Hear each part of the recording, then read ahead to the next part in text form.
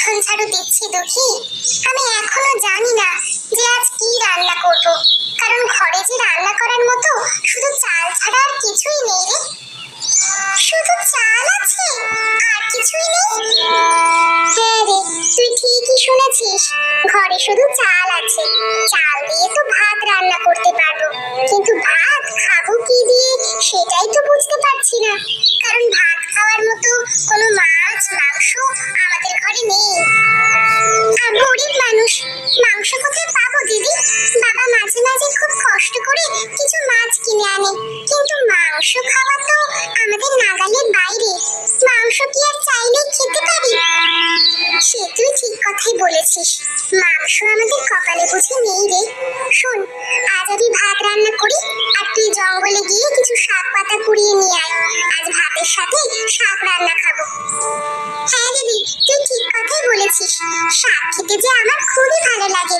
তাছাড়া বাবাও শাক দিয়ে ভাত মজা করে খায়। তুই তাহলে ভাত রান্না করতে থাক, আমি এই ফাঁকে কিছু শাক পাতা কুড়িয়ে নিয়ে আসি।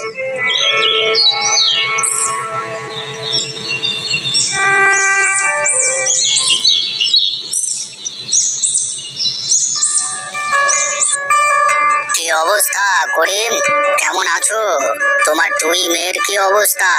ওরা ভালো আছে তো? আগে হ্যাঁ জমিদার মশাই, আপনার দোয়ায় ওরা দু বোন খুবই ভালো আছে। আপনি আমাকে ডেকে পাইতেছেন শুনে আমি জলদি করে চলে আসলাম। আরে হ্যাঁ, তোমাকে একটা দরকারে ডেকে পাঠিয়েছিলাম। শোনো, আমার পূব পাশের জমিটাতে লাউয়ের চাষ করেছি বুঝলে, কিন্তু কয়েকদিন যাবৎ এই লাউগুলো না চুরি হয়ে যাচ্ছে। আরে কি বলছেন জমিদার মশাই, আমি আপনার লাউ চুরি করিনি। আমি এ কাজ করতেই পারি না জমিদার মশাই। আরে সে কথা তো আমি জানি, তোমাকে তো আর বলিনি যে তুমি চুরি করেছো। শোনো, তুমি আজ থেকে আমার ওই পূব পাশের জমিটাতে যে লাউ গাছ লাগিয়েছি ওটা পাহারা দেবে বুঝলে। বিনিময়ে আমি তোমাকে মাসে ভালো কিছু করে টাকা দেব, কিন্তু খেয়াল রাখবে চোরের দল কোনোভাবে আমার জমি থেকে একটা লাউও যেন চুরি করতে না পারে। আগে ঠিক আছে জমিদার মশাই, আমি এমন ভাবে আপনার লাউয়ের জমি পাহারা দেব, একটা চোর কেন, দেখবে লাউয়ের উপর একটা মাছিও বসতে পারবে না। সে কথা আমি ভালো করেই জানি করিম, তুমি কাজের বেলায় খুবই পটু, তাই তো তোমাকে এই কাজের জন্য ডেকে পাঠিয়েছি। তা কাল থেকেই তাহলে আমার পূব পাশের জমির লাউগুলো পাহারা দিতে শুরু করে দাও, কেমন? আগে না জমিদার মশাই, কাল কেন, আমি আজ থেকেই আপনার ওই লাউয়ের জমিটা পাহারা দেওয়া শুরু করে দিচ্ছি। আপনি নিশ্চিন্তে থাকুন, এখন থেকে দেখবেন এরপর থেকে আর একটা লাউ চুরি হবে না। আর চোর বেটা যদি চুরি করতে আসে তো ওকে ধরে এমন মার দেব, দেখবেন ওর বাপ দাদার নাম একেবারে ভুলে যাবে। সে কথা আমি ভালো করেই জানি, তাহলে তুমি এবার এসো বুঝলে। আর শোনো, সময় পেলে তোমার মেয়ে দুটোকে নিয়ে আমার বাড়িতে এসে বেরিয়ে যেও। মা মরা মেয়ে দুটো একা একা কি সারাক্ষণ বাড়ির কাজ সামলাতে পারে? ওদেরও তো একটু ছুটির দরকার নাকি? আগে ঠিক আছে জমিদার মশাই, আমি সময় পেলে ওদের দুই বোনকে বেড়াতে নিয়ে আসবো। এবার তাহলে আমি আসি।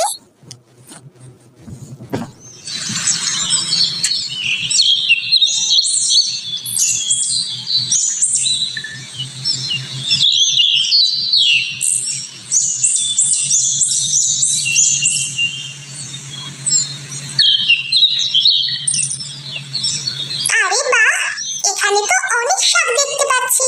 যাই, বেশি বেশি করে কতগুলো শাক তুলে নিয়ে যাই, যাতে আগামীকালও রান্না করা যায়।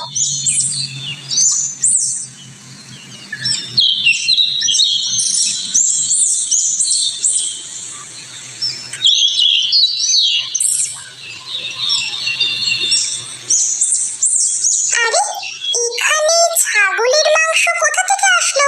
আবার আশেপাশে ছাগলের হাড়গোড়ও দেখতে পাচ্ছি। নিশ্চয়ই চোরের দল এখানে ছাগল চুরি করে এনে জবাই করেছিল। আরে বাহ, মাংসটা তো একেবারে তাজা মনে হচ্ছে। নিশ্চয়ই আজ রাতেই ওরা ছাগলটা জবাই করেছিল। যাই, এই মাংসের টুকরোটা নিয়ে জলদি করে সুখীর কাছে যাই। ও নিশ্চয়ই এই ছাগলের মাংসটা রান্না করতে পারবে।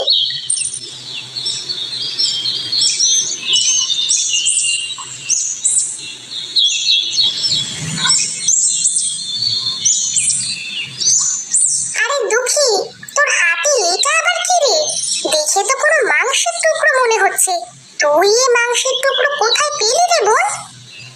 আর বলিস না রে দিদি, আমি আজ সাতকড়ুতে জঙ্গলে গিয়েছিলাম, আর সেখানে গিয়ে দেখতে পাই কারা যেন একটা ছাগল জবাই করে হাড় গোড় আর মাথার সাথে এই মাংসের টুকরোটা ফেলে গেছে। আমি সেখান থেকে মাংসের টুকরোটা তুলে নিয়ে এসেছি। তুই ধরে দেখ তো একেবারেই তাজা কিনা। দে, আমার হাতে দে তো, আমি ভালোভাবে দেখিনি আসলে এই মাংসটা তাজা কিনা। আরে দুঃখী বোন, মাংসটা তো আসলে একেবারে তাজা। এটা তো আমরা আজ রান্না করে খেতে পারবো। হ্যাঁ দিদি, আমি তো তোকে তাই বললাম। মাংসটা আমিও শুকে দেখেছি, একেবারেই তাজা। আমার তো ভাত রান্না হয়ে গেছে, এখন এই মাংসের টুকরোটা রান্না করি। বাবা একটু পরেই খেতে চলে আসবে। সে যদি এসে দেখে আমরা মাংস রান্না করেছি, তাহলে সে খুব খুশি হবে। হ্যাঁ দিদি, তুই ঠিক কথাই বলেছিস। চল, আজ আমরা দুই বোন মজা করে মাংসটা রান্না করব, বুঝলি? তারপরে বাবাকে খেতে দিব। দেখবি মাংস রান্না খেয়ে বাবা নিশ্চয়ই অনেক খুশি হবে, কারণ বাবার তো মাংস খুবই প্রিয়। হ্যাঁ, তুই ঠিক কথাই বলেছিস। আয়, তুই আমার সাথে রান্নাঘরে আয়। আচ্ছা ঠিক আছে দিদি, চল।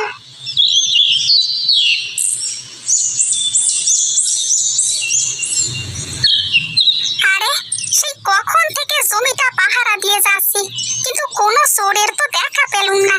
এদিকে যে আমার খুব খিদেও পেয়েছে। লাউয়ের জমিটা রেখে বাড়িতে গিয়ে কটা খেয়ে আসবো। কে জানে আমার দুই মেয়ে সুখী আর দুঃখী আজকে কি রান্না করেছে। বাড়িতে তো শুধু দুটো চাল রেখে এসেছি, ওই চালের ভাতই হয়তো রান্না করেছে। তবু একবার বাড়িতে গিয়ে দেখতেই হয়। যা আছে কপালে তাই খেয়ে চলে আসবো, কিন্তু আবার ভয়ও করছে। যদি এই সুযোগে আবার চোরেরা এসে লাউ চুরি করে নিয়ে যায়, তখন আবার কি করব? না, অত শত ভাবলে চলবে না। যাই, বাড়িতে গিয়ে কটা ভাত মরিচ দিয়ে খেয়ে আসি। আমার মেয়ে দুটো নিশ্চয়ই আমার জন্য খুব চিন্তা করছে। ওদের সাথে একটু দেখাও করে আসতে পারবো। তাছাড়া বেলাও তো কম হলো না, এখন আবার খেতে না গেলে পরে আর সুযোগই পাবো না।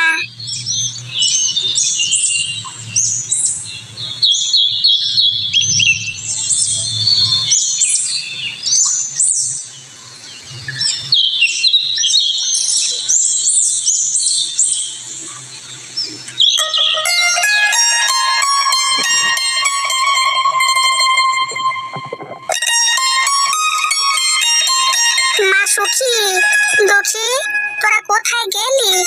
জলদি করে আমার জন্য কিছু খাবার নিয়ে আয় তো মা, আমার যে খুব খিদে পেয়েছে। ভাত মরিচ পেঁয়াজ যা আছে তাই নিয়ে আয়। বাবা, তুমি হাত মুখ ধুয়ে উপরে উঠে এসো, আমরা দুই বোন এখনই তোমার জন্য খাবার নিয়ে আসছি। আচ্ছা ঠিক আছে মা, তোরা তাহলে খাবার নিয়ে আয়, আমি হাত মুখ ধুয়ে আসছি।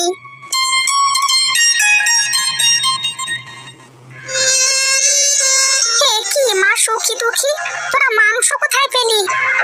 মাংসের যে খুব দাম রে মা, এত দামের মাংস কি করে পেলি তোরা মা? আর বলো না বাবা, দুঃখী আজ সাতকড়ুতে গিয়ে মাংসের টুকরোটা পেয়েছে। চোরেরা নাকি জঙ্গলে ছাগল জবাই করে হাড় গোড় আর মাথা সহ মাংসটা ফেলে গেছে। চোরেরা ফেলে গেছে? হ্যাঁ বাবা, সুখী ঠিক কথাই বলেছে। আমি সাতকড়ুতে গিয়ে মাংসের টুকরোটা পেয়েছি, আর মাংসের টুকরোটা তুলে দেখি একেবারে তাজা, তাই বাড়িতে নিয়ে এসেছি। আর বাড়িতে এনে আমরা দুই বোন মিলে মাংসটা রান্না করেছি। এবার তুমি খেয়ে দেখো তো কেমন হয়েছে আমাদের দুই বোনের হাতের মাংস রান্না। ঠিক আছে মা, আমি এখনই খেয়ে দেখছি। আরে আরে বাহ, এই মাংস রান্নাটা তো খুবই মজার হয়েছে রে মা। এত মজার মাংস রান্না কে করলো? বাবা, আমরা দুই বোন মিলে এই মাংসটা রান্না করেছি, তুমি আরো খাও। পেট ভরে মাংস খাও। হ্যাঁ মা, আমি খাচ্ছি। সুখী দুঃখী তোরা দুই বোনও আমার পাশে বস। তোরা দুজনে আমার সাথে বসে খা। কখনো তো একসাথে মাংস কিনে এনে খাওয়া হয় না। আয়, আজ আমরা সবাই মিলেই মাংস রান্না খাই।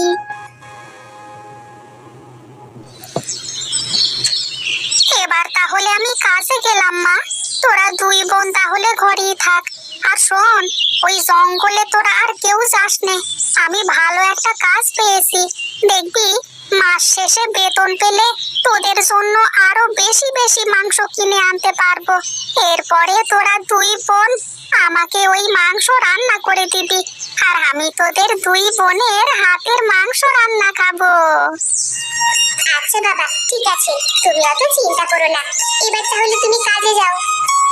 শোনো বাবা, যখন খিদে পাবে সাথে সাথেই চলে আসবে, বুঝলে? আমরা দুই বোন তোমাকে রান্না করে খাওয়াবো।